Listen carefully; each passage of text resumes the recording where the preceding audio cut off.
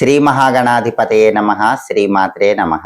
మాచిరాజు భక్తి ప్రేక్షకులందరికీ నమస్కారం. నవగ్రహాలలో శుక్రుడు జూన్ 8వ తేదీ సోమవారం సాయంకాలం 5:47 మిథున రాశిలో నుంచి కర్కాటక రాశిలోకి ప్రవేశిస్తున్నాడు. అంటే నవగ్రహాల్లో శుక్రుడికి కర్కాటక సంక్రమణం జరుగుతోంది. అలా జూన్ 8 సాయంకాలం 5:47 కర్కాటక రాశిలోకి వచ్చిన శుక్రుడు మళ్ళీ జూలై నెల 4వ తారీఖు శనివారం రాత్రి 7:18 సింహరాశిలోకి ప్రవేశిస్తాడు. అంటే జూన్ 8వ తేదీ సోమవారం నుంచి జూలై 4వ తేదీ శనివారం రాత్రి 7:18 వరకు ఆయన కర్కాటక రాశిలోనే ఉంటాడు. ఈ సమయంలో కర్కాటక రాశిలో ఉన్నటువంటి శుక్రుడి సంచారం అనేది ద్వాదశ రాశుల వారికి ఎలాంటి ప్రభావాన్ని కలిగింపజేస్తుందో, శుక్రుడి కర్కాటక సంక్రమణం ఏ రాశుల వారికి అనుకూల ఫలితాలను కలిగింపజేస్తుందో, ఏ రాశుల వారికి వ్యతిరేక ఫలితాలు కలిగింపజేస్తుందో, అనుకూల ఫలితాలు రెట్టింపు కావటానికి, వ్యతిరేక ఫలితాలు తగ్గింపజేసుకోవటానికి శుక్రుడికి సంబంధించి ద్వాదశ రాశుల వాళ్ళు ఎలాంటి శక్తివంతమైన పరిహారాలు చేసుకోవాలో, నవగ్రహాల్లో ఈ శుక్రుడి కర్కాటక సంక్రమణం ఏ ఏ విషయాలలో ఎటువంటి ఫలితాలను ద్వాదశ రాశుల వారికి కలిగింపజేస్తుందో ఈ వీడియోలో మనం తెలుసుకుందాం. తదుపరి సింహరాశి. సింహరాశి వాళ్ళకి జూన్ 8వ తేదీ సోమవారం సాయంత్రం 5:47 శుక్రుడు కర్కాటక రాశిలోకి ప్రవేశించగానే ఈ శుక్రుడి కర్కాటక సంక్రమణం అనేది సింహరాశి వాళ్ళకి వ్యయస్థానంలో ప్రారంభమవుతుంది. అంటే 12వ స్థానంలో ప్రారంభమవుతుంది. ఈ వ్యయస్థానంలో శుక్రుడి సంచారం అనేది మళ్ళీ జూలై 4వ తేదీ శనివారం రాత్రి 7:18 వరకు ఉంటుంది. జ్యోతిష శాస్త్ర గోచార గ్రంథాల ప్రకారం వ్యయస్థానంలో శుక్రుడు వ్యతిరేక ఫలితాలను కలిగింపజేస్తాడు. ఎటువంటి విషయాలలో, ఏ ఏ విషయాలలో శుక్రుడు వ్యతిరేక ఫలితాలు ఇస్తాడు? ఆ వ్యతిరేక ఫలితాలు అనుకూల ఫలితాలుగా మార్చుకోవాలంటే శుక్రుడికి సంబంధించిన ఎలాంటి శక్తివంతమైన పరిహారాలు చేసుకోవాలి? ఈ విషయాన్ని పరిశీలిస్తే వ్యయస్థానం 12వ స్థానంలో ఉన్నటువంటి శుక్రుడు సింహరాశి వాళ్ళకి ఏం చేస్తాడంటే వాహనాల మీద వెళ్ళేటప్పుడు కింద పడి దెబ్బలు తగిలేలా చేస్తాడు. కాబట్టి సింహరాశి వాళ్ళు ఎవరైనా సరే వాహన ప్రమాదాలు, వాహన గండాలు ఉన్నాయి, తస్మాత్ జాగ్రత్త. బండి మీద వెళ్ళేటప్పుడు, కారులో వెళ్ళేటప్పుడు ప్రమాదాలు అవ్వకుండా ఎప్పుడు కూడా దుర్గాదేవిని స్మరించుకుంటూ ప్రయాణాలు చేయండి, లేదా ఆంజనేయ స్వామిని స్మరించుకుంటూ ప్రయాణాలు చేయండి. చిన్న చిన్న ప్రమాదాలు జరిగే అవకాశం ఉంది. అలాగే కొంతమంది వాహనాల మీద కాంపిటీషన్స్ అని పెట్టుకుంటారు. అలాంటి కాంపిటీషన్స్ పెట్టుకునే వాళ్ళకైతే పెద్ద పెద్ద ప్రమాదాలు జరిగే అవకాశం ఉంది. కాబట్టి ఈ సమయంలో సింహరాశి వాళ్ళు అప్రమత్తంగా ఉండాలి. మీకు వ్యయస్థానంలో శుక్రుడి సంచారం ఉంది. అదేవిధంగా యంత్రాల మీద పనిచేసే వాళ్ళు కూడా ప్రతి క్షణం అప్రమత్తంగా ఉండాలి. చాలా మంది మెషిన్స్ మీద, మిషనరీ పార్ట్స్ మీద పనిచేస్తూ ఉంటారు. వాళ్ళు ఏమాత్రం అప్రమత్తంగా లేకపోయినా ఏదైనా ప్రమాదం జరిగి చెయ్యి కానీ కాలు కానీ మీకు ఇబ్బంది కలిగే అవకాశం ఉంటుంది. కాబట్టి యంత్రాల మీద పనిచేసే వాళ్ళు మళ్ళీ జూలై 4 శుక్రుడు మారే వరకు సింహరాశి వాళ్ళు అప్రమత్తంగా జాగరూకతతో యంత్రాల మీద పనులు చేసుకుంటూ ఉండాలి. అలాగే ఏ పని ప్రారంభించినా ఆ పని పూర్తి చేయరు, మధ్యలో వదిలేస్తూ ఉంటారు. ఒక్కొక్కసారి పని పూర్తి చేసినా కూడా అసంతృప్తి అనేది ఉంటుంది. ఈ అసంతృప్తికి కారణం సింహరాశి వాళ్ళకి శుక్రుడు వ్యయస్థానం 12వ స్థానంలో ఉండటమే. కొన్ని కార్యక్రమాలు ఎంత ప్రయత్నించినా ఎన్నో విఘ్నాలు వచ్చి ఆ తర్వాత అంతిమంగా వాటిని పూర్తి చేసుకోగలుగుతారు. కానీ వాటి వల్ల నిరాశను పొందుతూ ఉంటారు. ఈ రకమైనటువంటి వ్యతిరేక ఫలితాలు వ్యయస్థానంలో ఉన్న శుక్రుడు ఇస్తాడు. అలాగే ఆధిపత్యం పరంగా తీసుకుంటే గనక, ఆధిపత్యం పరంగా సింహరాశి వాళ్ళకి శుక్రుడు 10వ స్థానాధిపతి అవుతాడు. ఎందుకంటే సింహరాశి నుంచి చూసుకున్నప్పుడు వృషభ రాశి 10వ రాశి అవుతుంది. అలాగే తృతీయ స్థానాధిపతి అవుతాడు. తృతీయ స్థానం తులారాశి అవుతుంది. వృషభ రాశికి, తులారాశికి శుక్రుడు అధిపతి. ఆధిపత్యం పరంగా తీసుకుంటే సింహరాశి వాళ్ళకి 10వ స్థానాధిపతి, దశమాధిపతి అవుతాడు. తృతీయాధిపతి 3వ స్థానాధిపతి అవుతాడు. దశమాధిపతి అయ్యాడు కాబట్టి వృత్తిపరంగా కొద్దిగా ఇబ్బందులు ఉంటాయి. దశమం అంటే వృత్తి స్థానం.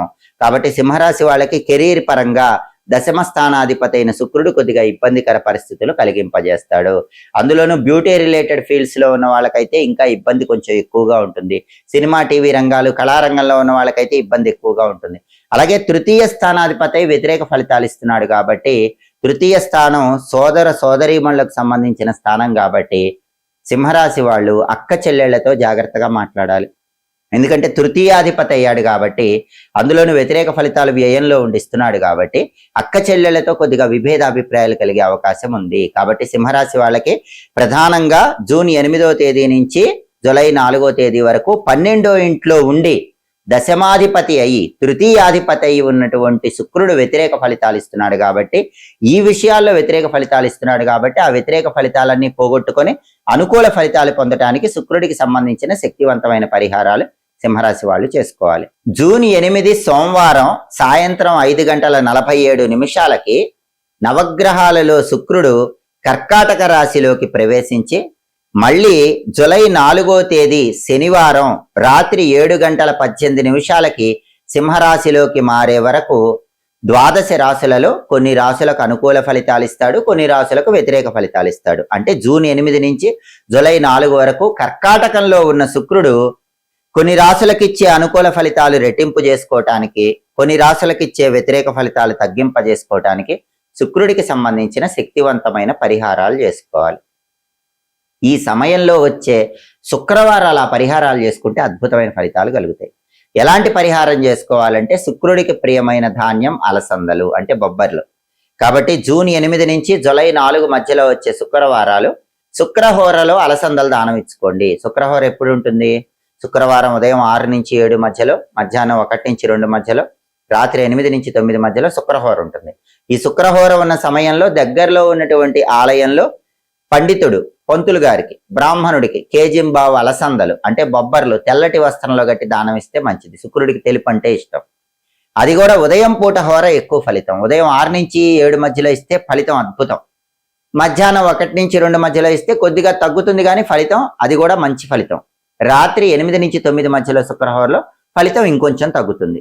ఉదయం పూట హోరలో అయితే ఫలితం చాలా అద్భుతంగా ఉంటుంది. అలాగే శుక్రహోరలో గోమాత కలసందలు తినిపించినా కూడా అద్భుతమైన శుభ ఫలితాలు కలుగుతాయి. కాబట్టి జూన్ 8 నుంచి జూలై 4 మధ్యలో వచ్చే శుక్రవారాలు శుక్రహోరలో నానబెట్టిన అలసందలు అంటే బొబ్బర్లు ఆవుకు తినిపించండి. దానివల్ల కూడా శుక్రుడి అనుకూల ఫలితాలు పెరుగుతాయి, వ్యతిరేక ఫలితాలు తగ్గుతాయి. అంతేకాకుండా శుక్రుడికి సుగంధ ద్రవ్యాలంటే ప్రీతిపాత్రం. కాబట్టి ద్వాదశ రాశుల వాళ్ళు స్నానం చేసేటప్పుడు శుక్రుడికి ప్రీతికరమైనటువంటి సుగంధ ద్రవ్యాలు అంటే సెంట్ లాంటివి నీళ్ళలో వేసుకొని స్నానం చేయండి. పన్నీరు నీటిలో కొద్దిగా కలుపుకొని ఆ నీళ్లతో స్నానం చేస్తే శుక్రుడు అనుగ్రహిస్తాడు. అలాగే శుక్రుడి అనుగ్రహం కలగాలంటే జూన్ 8 నుంచి జూలై 4 మధ్యలో వచ్చే శుక్రవారాలు వీలైనప్పుడు ఉపవాసం ఉండండి. ఉపవాసం ఉండి రాత్రికి అలసందల ఆహారంలో స్వీకరించండి. అది శుక్రుడికి ప్రియమైన ఉపవాసం అవుతుంది. లేదా పాలతో చేసిన పాయసాన్ని శుక్రవారం పగలంతా ఉపవాసం ఉండి రాత్రికి ఆహారంగా స్వీకరించండి. అది కూడా శుక్రుడి అనుగ్రహాన్ని కలిగింపజేస్తుంది. ప్రతి గ్రహానికి జ్యోతిష శాస్త్రంలో అధిష్టాన దేవతలను ఉంటారు. ఒక ఆఫీసులో ఎంప్లాయ్ పైన బాస్ ఉన్నట్టే గ్రహాలకు కూడా జ్యోతిష శాస్త్రంలో బాసులు ఉంటారు. వాళ్ళనే అధిష్టాన దేవతలు అనే పేరుతో పిలుస్తారు. శుక్రుడికి అధిష్టాన దేవత రాజరాజేశ్వరి అమ్మవారు, లలితా పరమేశ్వరి దేవి. కాబట్టి జూన్ 8 నుంచి జూలై 4 మధ్యలో వచ్చే శుక్రవారాలు ఎవరైనా సరే లలితా అమ్మవారిని దేవాలయంలో దర్శించుకున్నా లేదా ఇంట్లో లలితా అమ్మవారికి పూజ చేసినా శుక్రుడు విశేషమైన శుభ ఫలితాలు ఇస్తాడు, నెగిటివ్ రిజల్ట్స్ తగ్గిస్తాడు. లలితా సహస్రనామ స్తోత్రం చాంటింగ్ వింటేనే ఈ సమయంలో వచ్చే శుక్రవారాలు అద్భుత ఫలితాలు కలుగుతాయి. అయితే ఆ చాంటింగ్ వినేంత సమయం లేకపోతే ఈ సమయంలో వచ్చే శుక్రవారాలు శ్రీమాత్రే నమః అని వీలైనన్ని సార్లు అనుకోండి. ఎందుకంటే దానాలు ఇవ్వలేని వాళ్ళు, ఆవుకు ఆహారం తినిపించలేని వాళ్ళు, ఉపవాసం ఉండలేని వాళ్ళు మంత్రజపం చేసుకున్నా కూడా శుక్రుడు అనుగ్రహిస్తాడు. శ్రీమాత్రే నమః, అలాగే ఓం శ్రీ రాజమాతంగ్యై నమః, ఈ 2 మంత్రాల్లో ఏదో ఒక మంత్రాన్ని జపించుకోండి, అద్భుత ఫలితాలు కలుగుతాయి. అలాగే రాజరాజేశ్వరి అష్టకం అని ఒక అద్భుతమైన అష్టకం ఉంటుంది.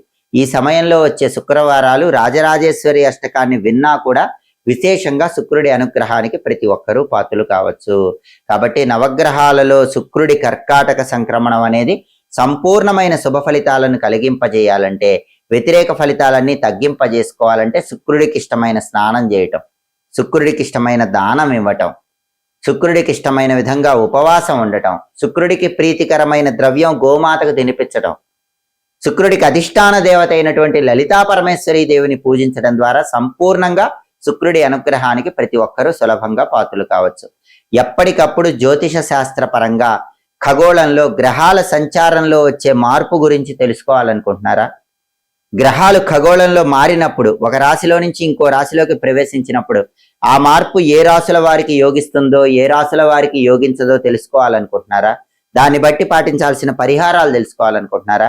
అయితే మాచిరాజు భక్తి ఛానల్ తప్పకుండా చూడండి. మా వీడియోస్ మీకు నచ్చినట్లయితే మా ఛానల్ లైక్ చేయండి, కామెంట్ చేయండి. మా ఛానల్ వీడియోస్ 10 మంది మిత్రులకు షేర్ చేయండి. మా ఛానల్ సబ్స్క్రైబ్ చేసుకోండి. పక్కనున్న బెల్ సింబల్ నొక్కటం మాత్రం మర్చిపోకండి. సర్వే జనాః సుఖినో భవంతు. స్వస్తి.